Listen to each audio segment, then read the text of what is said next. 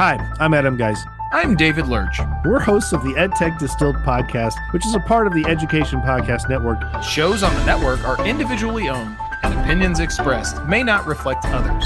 Find other interesting education podcasts at edupodcastnetwork.com. Hey, do you need help in becoming more effective at teaching virtual classes? Well, NVTA, the National Virtual Teaching Association, has a semester program that is college accredited and designed to help you become more successful as a virtual teacher. A few of the topics that will be focused on are establishing relationships in the virtual environment, virtual instruction best practices, differentiation in the virtual classroom, and managing virtual resources, among others. NVTA is an affiliate partner with Teaching Learning Leading K12, and there's so much there to help you be successful in the virtual classroom. So take a look. Go to my website, stephenmiletto.com/sponsors, find the NVTA logo, and click on it to take you to their website. Happy learning. Amy Buckley is the Chief Academic Officer and co-founder of StudyHelp, a tutoring platform. You can hear Amy talk about StudyHelp at stephenmiletto.com/449. That's episode 449. Amy has given me a few $100 gift cards for StudyHelp, to give away. That is so cool. Just send me an email at my contact page, stephenmiletto.com/contact. Simply say, I would like a $100 gift card to StudyHelp. First come, first serve. This is a giveaway that is awesome. Good luck. Hey, welcome back. Steve here, and today I'm talking with Matthew Goldberg. That's right, he's back. You've heard him talk about his novel, The Ancestor, on episode 325, and his sci-fi novel, Orange City, on episode 363. Well, today we're talking about his mystery thriller, Stalker Stalked. I love this book. Couldn't stop reading, and you'll love this interview. Thanks for listening, and by the way, before you go, it'd be so cool if you would go to my website, stephenmiletto.com/reviews, and review the podcast. Could you do that for me? That'd be so awesome. Thanks so much. Enjoy the show. Have you noticed your students are struggling to adjust being back in school? Having difficulty socializing in a school setting?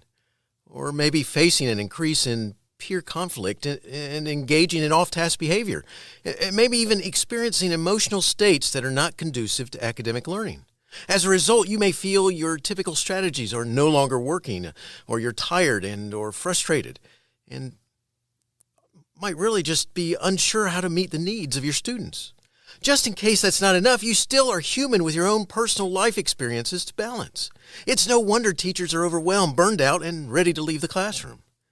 Well, Lynn and Yvette can't fix it all, but in their stress support in the classroom workshop, they promise they will help you deepen your understanding of stress responses and create a plan to support yourself and the students you serve. I'm proud to be an affiliate supporting this workshop. This 2-part workshop will help you make adjustments to your practices to help meet the needs of the majority of your students, all while helping you manage your own stress. They will be teaching you strategies you can use immediately and guiding you through wellness-promoting activities like yoga, meditation, and breathing. If you can't make the live event, recordings will be provided.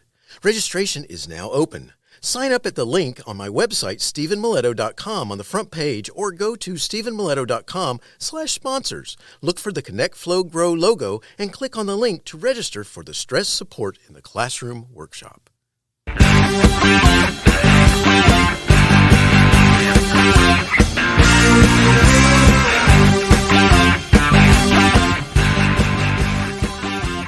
You are listening to Teaching Learning Leading K12, a podcast for educators, helping you help kids achieve their dreams. And now here's Steve with this week's show.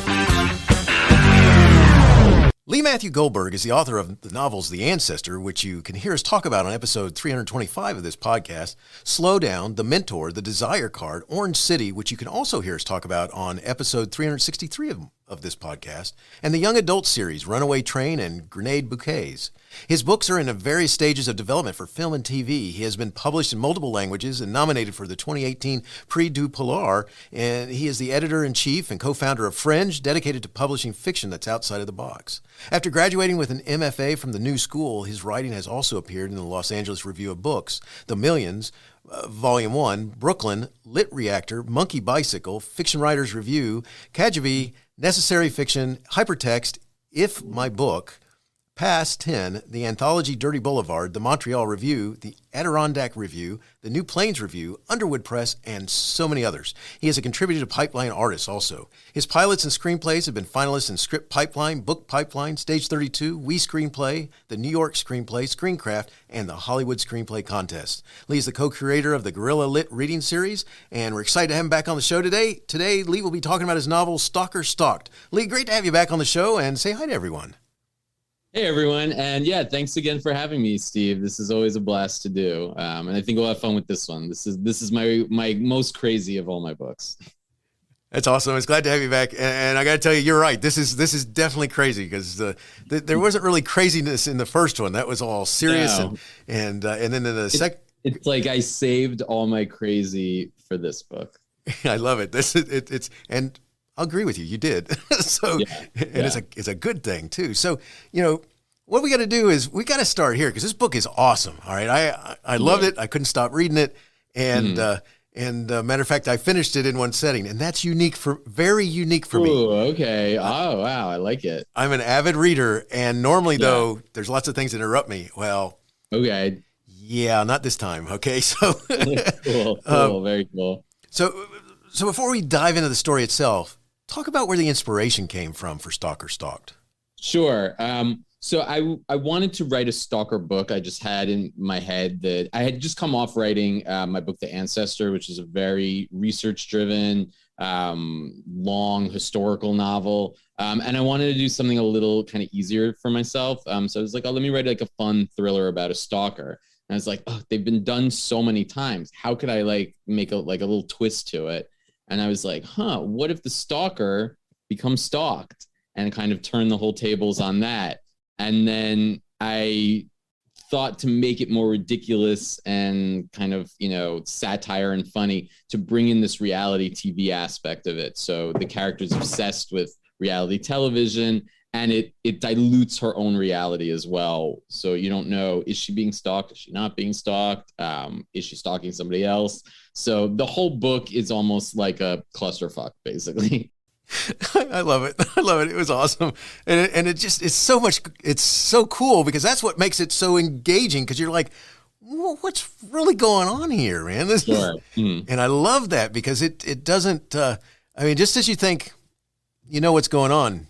Nah, you don't know what's going on. Never know what's going on. Yeah. And like I said, who is stalking her?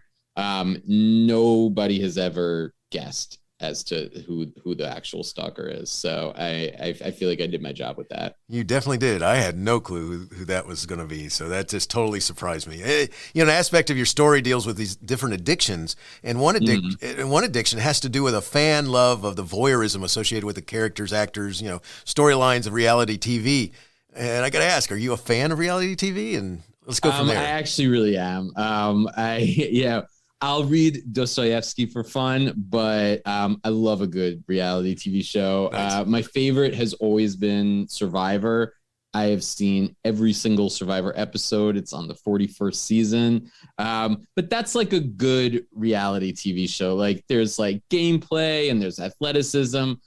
For this one, I watched a lot of sort of the bottom level reality TV shows. It was a lot of like Real Housewives, Vanderpump Rules, like those kind of shows that are just, batshit and ridiculous. And I kind of fell in love with some of them. Some of them really like hook you in, and, the characters, they're real people, but they become characters and they become real in some ways. So it was perfect. And it was a really fun research to do after doing like intensive research for my last one. I can imagine what a different feel that would be as you're going. Yeah. And it was like it crossed over with the early pandemic. So it was like, what was I doing? Like we were all home just watching TV anyway. Nice. I like that. Pretty much. I'm actually doing research. Yes, I must watch all these bad reality. I would tell myself that. I'm like, even though I'm watching TV all day, it's like it's research for my book. So that's awesome. Because it really plays out. I mean, you have this, the characters just feels so right. And, one of the things that my age bracket, the big deal back when I was in college and such were people watching the soap operas and, Sure. Mm-hmm. shows that made runs for all those years. And for 30, 40, 50 years, I think. And one of the things that often happened, which I think is part of this social media world of the reality shows today, which is that people confuse reality with the fact that we've got actors in the past. They might approach somebody, one of the soap opera stars in a store or something like this and say, you really need to stop messing around. She's such a good girl, and you're seeing this other one, and you hear reports like that all the time that they're like thinking it's all real. We see some of that with this reality stuff too, don't we? Yeah, absolutely. I mean, with soap operas, it's a perfect example. It's these people are 5 days a week in the living rooms of the people watching, and years and years and years. I mean, those people are going to become real. They're with them sometimes more than real people in their lives. And I think the same with the reality TV, and these days too, with the influence of social media and all of that. It's so easy to engage with a reality TV person. I mean, like they're like begging for it. So you have this like new look into their lives. You watch them on the show, you go on their Instagram, you watch their stories. So you're even more involved in these people's lives if you want to be, and it makes them feel even more real. And they are real people. I mean, certain shows, I think it's questionable as to like what's real and what's not with them. But I think a lot of them, for the most part, what's happening is real and the emotions are real. Everything's just heightened. So it's like, somebody said this about somebody and they make it more of a big deal than it needs to be in the context of like what's happening in the world. But the emotions, I think, are there. It's the producers, drumming up the drama a little bit. And I think like Stalker Stalked is just an example of that. It's somebody who's, takes all of this and it heightens their own reality into what they think they're seeing, what they may not be seeing. I love that. And, through the actually using the social media and I could see this happening, someone who to reinforce their character, someone that responds to somebody who's on social media, or the same sort of thing like I described with meeting the soap opera actor in a store or something like this. You're at a party and the person has no clue who you are, but you engage with them and you think you've connected with them, and it's something like this. Yeah, totally. I remember, and again, I was saying I love the show Survivor. I had a couple drinks and I was in a hotel and I'm on the escalator and I see one of the winners, and for a second, I thought I knew them. I was like, oh, hey, what's up? Like, I can't remember where I met you, but I remember, and they looked at me like, who the hell are you? And I was like, oh my God, you won Survivor. I'm so sorry. And again, I had a couple drinks in me. But for a split second, I literally thought I knew them because I just watched that season. I mean, they were like fresh in my mind. It was a really like weird thing. And I felt really embarrassed about it. And, I really shouldn't, because it's not like it went like any further or anything. But it was a complete example of like a normal person, I hope, that for 1 second, like, jumped over into this like surreality kind of. Yeah, that's wild because it could really, especially, I mean, watching enough of those shows, if you watch it in sequence and all that sort of stuff, you do get to feel for the character, who they are or something. That it would totally. And like, I remember that, her mom was sick. She had a whole like arc of a story and won, and she was like a worthwhile winner. Like you rooted for her.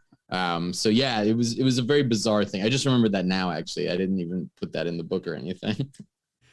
That's cool. A different addiction that comes up in your story is the replacement of love and real connections with pain medications, and very timely subject, by the way. Any messages here or just something you felt fit well? Yeah. Oh, absolutely. I think the book is an attack on a lot of things. It's an attack on, like we said, social media. It's attack on like all addictions. So addictions to, media, and definitely addictions to, like pills, especially, there's even taking away like the opioid crisis, which is not about the book really. So many people are addicted to what is like prescribed medication these days. And Lexi, the main character, she's, a pharmaceutical rep. So she's the perfect occupation for her addiction. She literally has to get doctors to buy her drugs, And isn't it easy just to take some of those here and there? So she can't escape her life is her addiction almost, which is really sad. But for her, it's a party. It's like she can get her, fake, I call them my blue heavens. It's what she calls them. She can get them whenever she wants. And she's not a great pharmaceutical rep. So the job is secondary to the pill addiction, really, which is sad. And, I think there's too many, it's like doctors so easily prescribe pills and drugs for things that maybe other things really could be the thing that cures it, that it's an easy way out almost. And then people get addicted and, they're stuck almost. Yeah, it comes through loud and clear there. And I got to tell you, it seems so real in that book, because you could see how somebody who their life's questionable, they got issues going on, and, just take one or two of these. And, yeah, I've had people reach out, readers or reviewers who come from an addiction background that really had like supportive things to say about the book. I've never had an addiction problem. So that was the type of research for the book that really was serious. I really was trying to capture it as well as possible. But I was surprised that as to that reaction, because the book is so ridiculous that I didn't even realize that, people who had these serious issues would kind of hone in on that and almost give her more of a pass than I think some other readers. They found the like humanity in her, which I do, but a lot of other readers don't. They just think she's horrible. But addiction does, it makes you like a dual person almost sometimes. And that's really what happens with Lexi. There's a good girl inside of her. It's just been, abused as a child and through trauma and addiction, and like chipped at and whittled away almost. Yeah, that's it. And she is, it's funny because to me, rather quickly as a reader, she became someone who you kind of felt for. Good. And then she'd do something. It's I like, know. and you just want to say, stop that, it's like, it made you, it touched your heart because you wanted something to go right for her, and she was her own worst enemy type thing.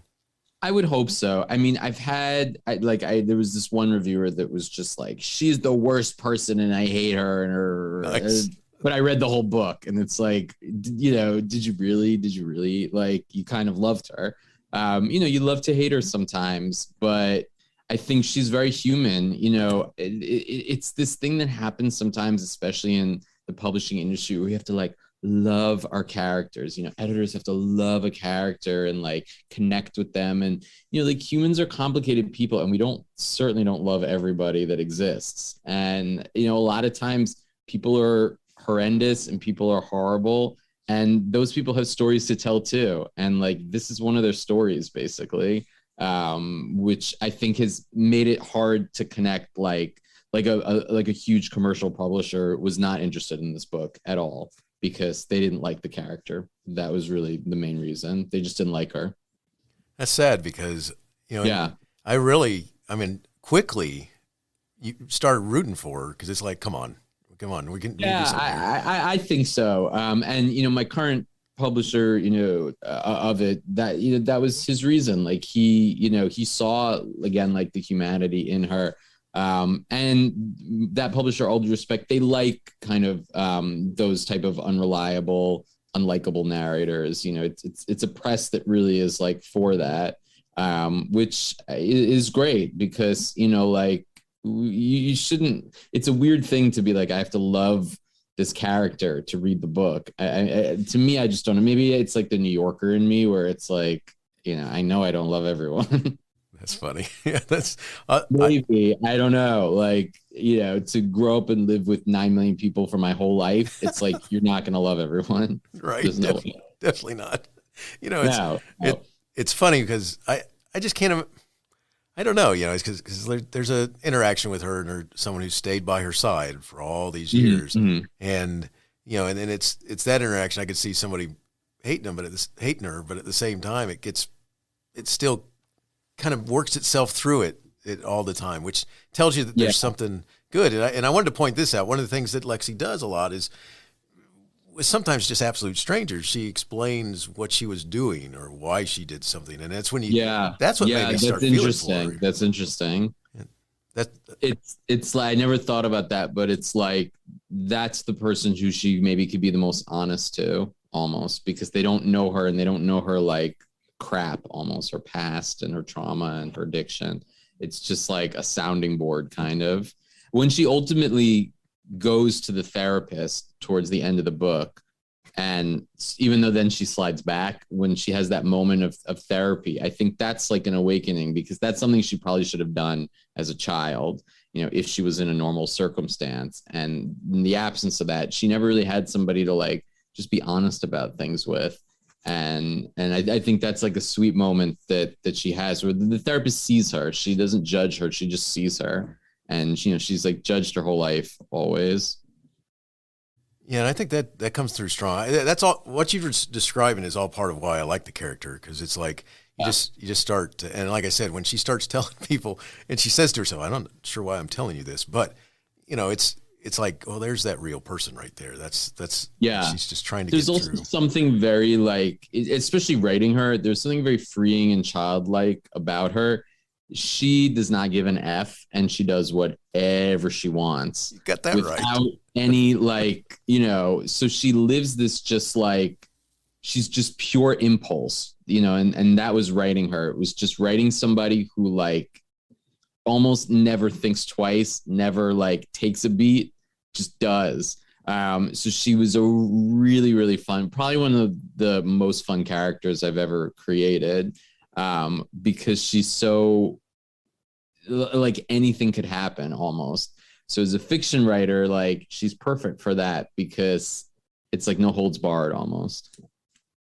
That's cool. That's and she definitely does whatever she wants, because there's one great scene in it that makes her a star. But you know, it's yes, yeah. I mean, she's the perfect reality. And you know, when they're casting reality TV, that's exactly what they want. They want somebody who just lives off the cuff, and, you know, all their emotions are on their sleeve, basically. So yeah, she's the perfect person of who she loves, actually, even though she doesn't realize that.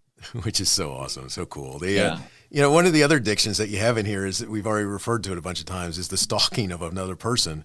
And, right. And, you know, you have this whole thought, there's something going on where she may be being stalked, but at the same time, she's stalking reality TV show people on social media. Yeah. Where'd that idea come from? It's very like meta almost. And yeah, like I said, I just wanted to put a spin. There's so many stalker books. And just to put a twist on that, I never had read one where the stalker actually was being stalked, and it creates this like endless loop almost. It's like an infinity sign. It's like, you know, it never ends. It's just stalking and stalked and stalking and stalked. And I think these days, you know, especially with social media, we've all become stalkers a little bit. You know, everybody, if you have social media, has at one point looked up somebody from their past to see how they're doing. You know, so there's this, we live in this world now where it's very easy to stalk somebody. You know, Lexi takes it to a different level, obviously. Most definitely. Right now, there's a million people stalking somebody else, basically.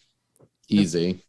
It's funny because it is. I mean, it's a lot easier today, and you can find out all kinds of things. And you know. And it's like, you've been stalked, I've been stalked. We've all been at some point looked up by somebody else. And, you know, even these days, it's like you go on a first date, and if you know the person's name, you Google them. I mean, you want to know a little bit. It takes the mystery out of it, but also you want to make sure that they're not a psychopath. Right. No, it makes sense. You know, and it's or find out a little bit about them, and it's got to be a little surprising. Yeah, absolutely. I mean, we're just so more in each other's lives. More as a detriment, I think it's become. Obviously, at the beginning, it was like, ooh, this is interesting. And now it's becoming like an issue and a problem. Very much so, yes. It's especially, there's any number of levels that it becomes a problem. So it's just interesting. I was going to say, I just read this amazing book, which I highly recommend. It's Dave Eggers' new book. It's called The Every. It's a sequel to his book, The Circle, and it's sort of where we'll be in 20 years in terms of all of this.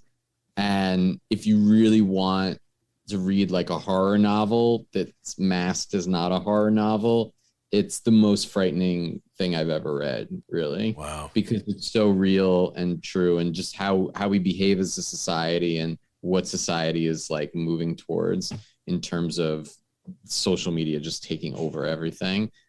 So yeah, that's a plug. Not that Dave Eggers needs my plug, but like it was really good. Cool. I'll have to check that out. Yeah, I'm a little worried about where we're going, and there's so much sci-fi that I like from the past that I liked it as, thoughts that it might never happen. Now we're starting to see something get a little. Yeah, I mean, go back to George Orwell. Like, yes.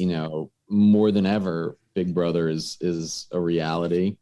You got that right. It's like, and then to have pretty soon the vehicles will be asking you, so sir, where do you want to go today? And Yeah.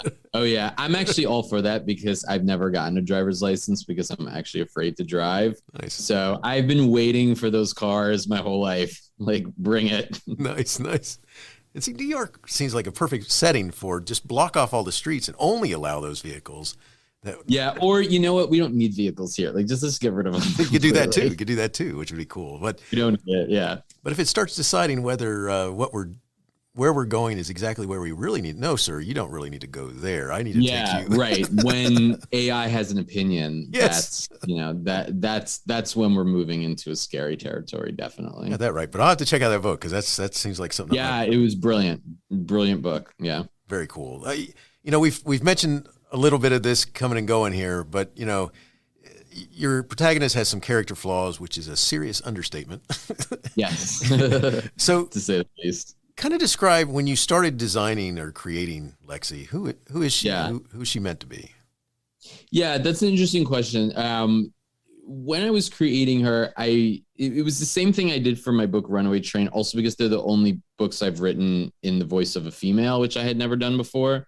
So I kind of began with the humor, and the humor actually with her is like quite similar to mine. Like, everything's just kind of funny. So like I kind of just began with her humor and then I started building sort of more and more into it. And speaking of reality TV, I kind of picked 3 or 4 different reality TV people, and I mushed them all together to create her, basically. So when I was watching a lot of these shows, I was like, okay, that one, and that one.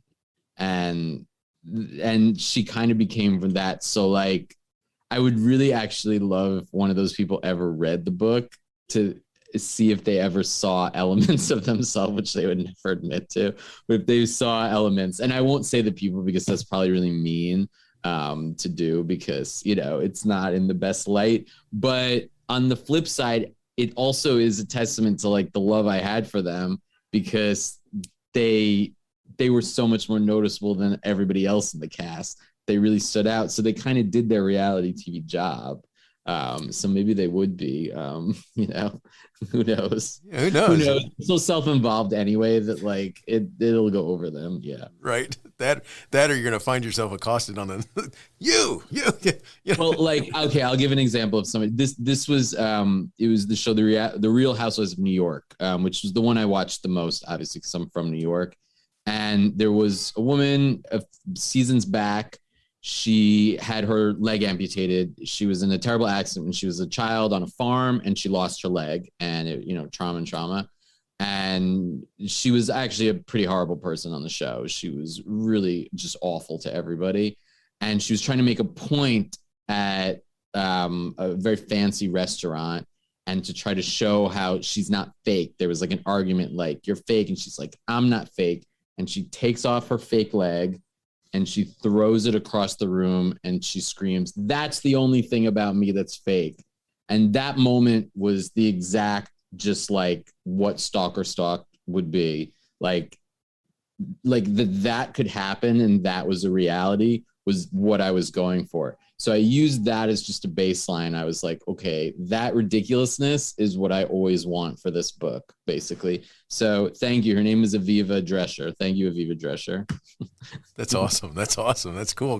I could see that moment there because that's, yeah, it was pretty wild to watch. And, that wasn't real. Like, she knew she was going to do that the whole time, but I don't think anybody else knew. So their reactions was pure reality, nice. Which is interesting because then you have this mix of like, who knows what in terms of a situation. So I used a lot of that too, like, the outside characters' reactions to Lexi in the same way. Like, she's nuclear, like, you never know what you're getting. So their reactions were very honest. And it's almost like they're the more reliable narrators than her when you're reading it.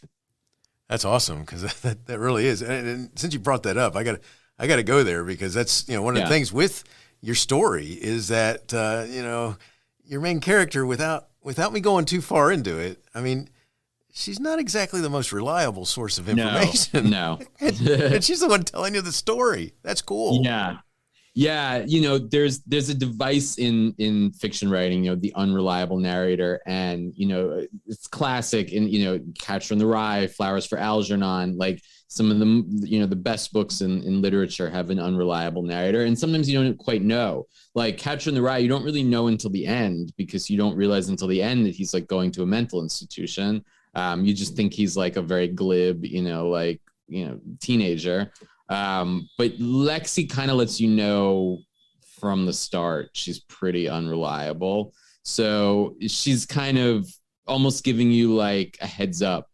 This is how it's going to be. And like, kind of, don't trust me, because I don't even know what's real anymore between the pills and the shows and everything. And it's perfect for a stalker plot, because you don't know whether she's really being stalked or not, what's in her head and what's not. So it heightens like the thriller element, I think, even more, to kind of keep you turning the pages. It really does. It really does. Especially because once that's funny, I'm going to use this word. Once that sense of reality sets in that, all right, is she hopped up on her pills? Right. Or is this really happening? And especially when she's interacting with other people who, you get the sense that they may be on a different plane of reality than she is. Yeah. But the thing that's interesting is like, it's always real. Even if she's hopped up on pill, it's still her reality. So, we speak of reality as like, oh, well, that's not because she's hopped up on, but like literally that's her reality. So she's being as honest as possible, even though she's unreliable. Like, she would call herself honest, which I think also makes her, to me, endearing, as well. Like, I hope you're rooting for her. I've had reviewers that absolutely can't stand her and hate her. But the people that really get the book, like the way you're describing it, she goes on a journey, and she goes on like a hero's journey a little bit in some ways. And, I think that's like an addict's journey a lot of times as well. You have to hit rock bottom to then kind of, start moving up. Yeah, and she's rock bottom. Yes, she does, and that's hard. Yeah, it's hard, and it's like and transformation is going to take place, which is cool. So it's that's just really I like it. I don't know about the people who can't stand her, because I've always had I think the type of things that I write, sometimes you have some people that they don't get it, they hate it. Some people are just haters too. That's true. So, all I know is that you did a great job with her, because she kind of sucked me into that world, and it's like I wanted to know what happened next and what she's going to do and how it's going to work out. And awesome. The great thing, well, I can't even go there because I ended up giving away the ending, so I'll stop. But the readers, you got to understand, it's good stuff. So you're going to love it. Cool. One of the things I want to look at now is your writing techniques, and something I really admire about the way you write is your ability to create a world that's so real. I mean, I've read a historical based kind of sort of sci-fi story.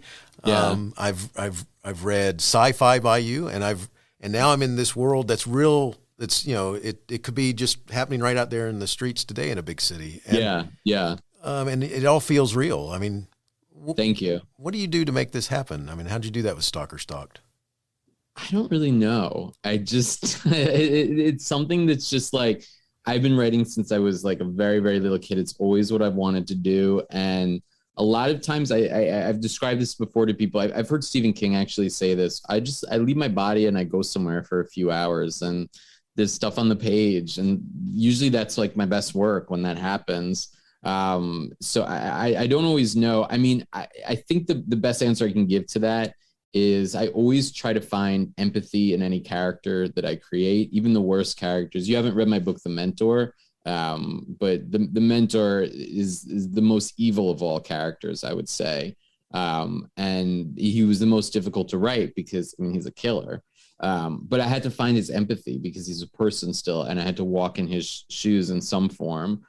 So I just try to do that with every character I create. Like I try to, like, you know, be like their parent and love them as much as possible, and understand why they do the things they do, because even that character that I was describing, he thinks he's in the right. So the characters that I create are always thinking that they're doing their best, even if the outside world doesn't think that.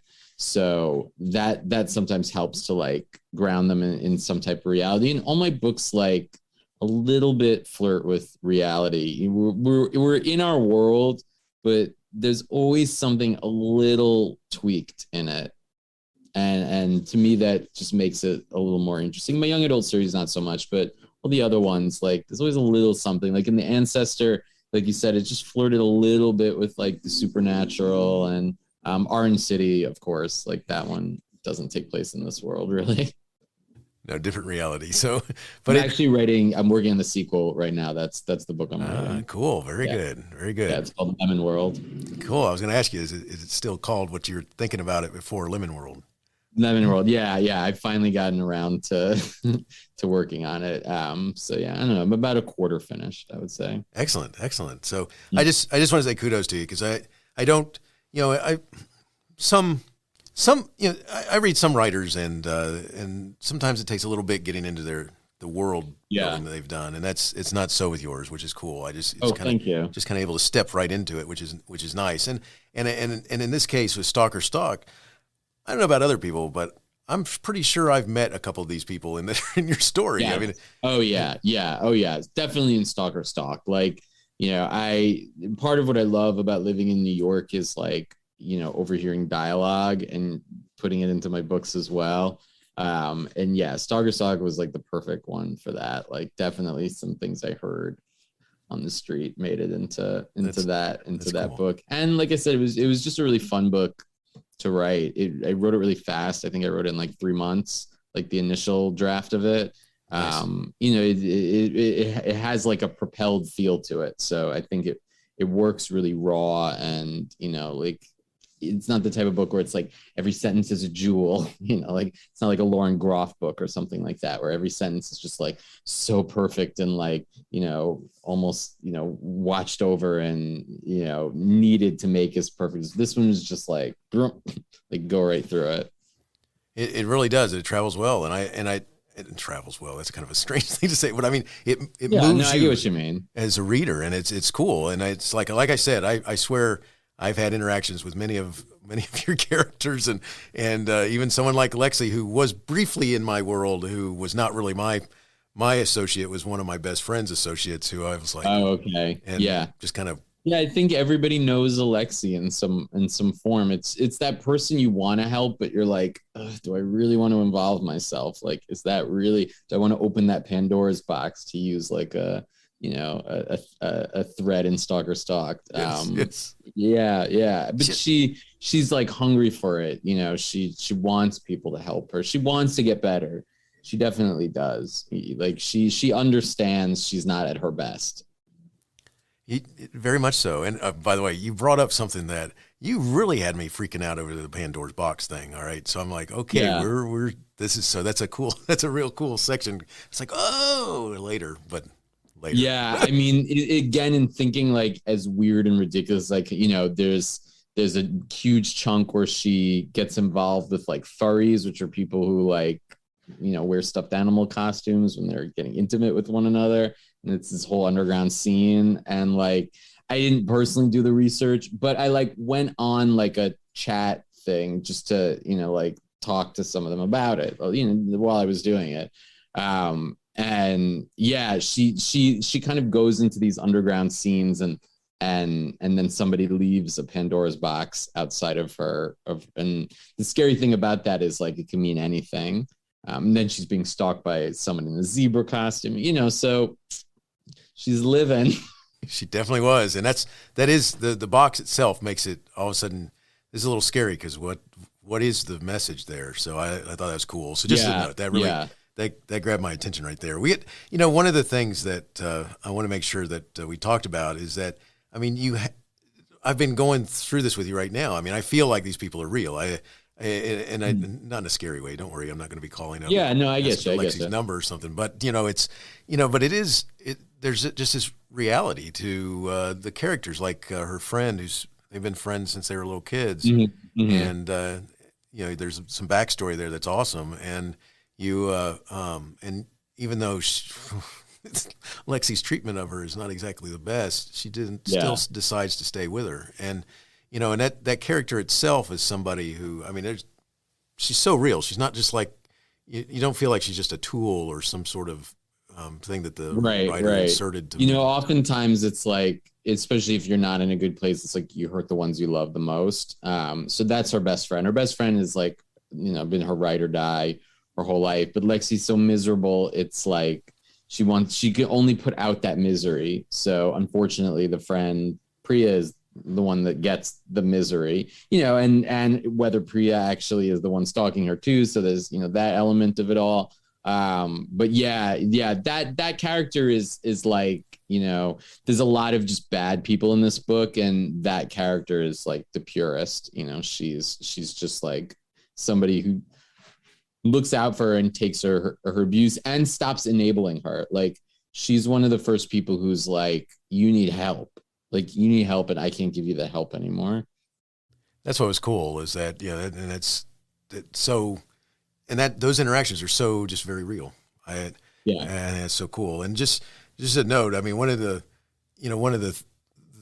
there's just so many of these types of interactions, and even the stuff that you're referring to as being kind of out there is still, I mean, you can see it happening with these reality TV stars and such. And with I told you about the lady who threw the leg. It's like anything kind of goes, and we're getting into this point now with it, especially with reality TV. I think now because we've been watching it for 20-25 years. So it's like, now what's next? Like, how could, and I think people who want to become reality TV stars are also thinking about that as well. Like, what can I do to really stand out? What crazy thing could be like my kind of tagline or something. It's almost, again, it's like this no holds barred world that exists. And it was really fascinating to watch. It was also weird too, because I was watching it and then I would see them on the street, because I live in New York City. So I would see one of them on the street and I would be like, what? Like, that was just weird as well. And actually, I saw one of them. This is actually a really funny story. I saw one of them who to me is like it's a mean word. It's mean to call somebody crazy. I'm not going to call her crazy. She's the most out there on that show. And I saw her outside of like a deli on the Upper East Side, and I just said her name. I was like, Ramona, that's her name. And she goes, I am on the phone. And she like put her finger like in my face. And I was like, yeah, that tracks. Like, that's exactly what I expected from this situation. And, like, who am I to like just say somebody's name on the street as well?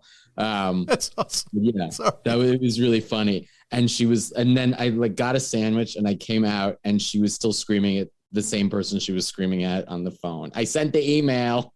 Like, it was pretty great. It was pretty great. I almost used it, but then it didn't quite fit until like. That's awesome. That's awesome. Lee, we're getting close to finishing up here, and sure. And I got to tell you, just to make sure that I restate this, I love Stalker Stalked. It was awesome. Oh, thank you so much, Steve. And you created great characters and a great story, and a story that I hadn't I didn't figure out anything along the way, and I thought I had. Cool, And cool, so very cool. Yeah, there's like a mystery aspect to it too that I think gets overlooked, but like it's a mystery at heart. It really is. It really is. But before we finish up, do you have a YA series? One of the titles is Runaway Train, and yeah. Would you like to give listeners a brief description of what's going on in this story, or maybe? Sure, absolutely. Yeah. So Runaway Train, it's a 3-book YA series. The first 2, Runaway Train and Grenade Bouquets, are out. I just got the cover for my 3rd one, so it'll be out early next year. It's called Vanish Me, and it's about a girl in the 90s. She loves grunge music, and her sister sadly dies very unexpectedly, and it kind of sends her off the rails. And through the encouragement of her friends, they encourage her to run away and pursue her dream of becoming a grunge singer and ultimately meet Kurt Cobain. So in the first book, she travels up to Seattle to meet her idol, and each chapter is a different grunge song that kind of connects to the chapter. So it's a sad, sweet, but ultimately like really fun YA series. And I can't like fully announce this because we're just starting, but I have an actress very interested in playing the role. So we're slowly starting to develop the TV show of it. But I can't say anything more than that. I probably can't even say that, but yeah, I'm really excited because I think this one has a really, actually the best shot I've had in becoming a TV show. Yeah. Very cool. And I would be writing it. So I would be like the head writer as well. Yeah. That would be awesome. Very cool. Good luck with that. I'm really hoping. I hope that happens for you. That'd be awesome. Thank you. Good stuff. So, you've become a writing machine, man. I'm really fast. And I also have had a backlog of books for a while that like they become sold, so that's also what's happening. My series, The Desire Card, I was with a publisher that was not great, and we just got the rights back. So those 5 books are coming out next year as well, with a reissue of the original one. Awesome. So that's exciting, and I feel like it's finally at a good home. Awesome. And a home that pays me. So, nice. That's a good thing, right? Yeah. You didn't hear that from me, but yeah. That's awesome. That's awesome. Hey, Lee, we're, like I said, we're getting ready to finish out. Where can readers listen? Let me try that one again. Lee, we're getting ready to close out. So what I want to make sure is that where can listeners reach out and connect and learn more and, connect with you there? Sure. Well, you could stalk me on social media. Lee Matthew G on Twitter and Lee Matthew Goldberg on Instagram. And then my website is leematthewgoldberg.com. And yeah, I'd love to hear from, readers and everyone. So if you like my book, if you hate my book, it's great. Let me know. Awesome. I'll put those links in the show notes so that it's easy for them to find and reach out to you and tell you whether they like Lexi or not. So which will be good. So Lee, thanks so much for being my guest again. Stalker Stalked is Thank you, Steven. It's so cool. I mean, it's one word. Wow. I loved it. It's just great catching up with you again, and I wish the best in all you do. Always. Looking for the rest of the book. Thank you so much. Thank you. Teaching Learning Leading K12 is excited to be a member of Voice Ed Radio. Voice Ed Radio, your voice is right here. Teaching Learning Leading K12 is a proud member of the Education Podcast Network. Podcasts for educators, podcasts by educators.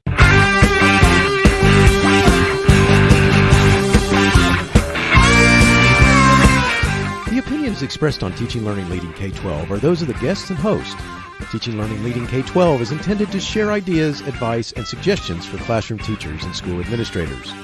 Teaching Learning Leading K12 is produced for educational purposes. Thanks for listening, and I hope you'll share it with your friends.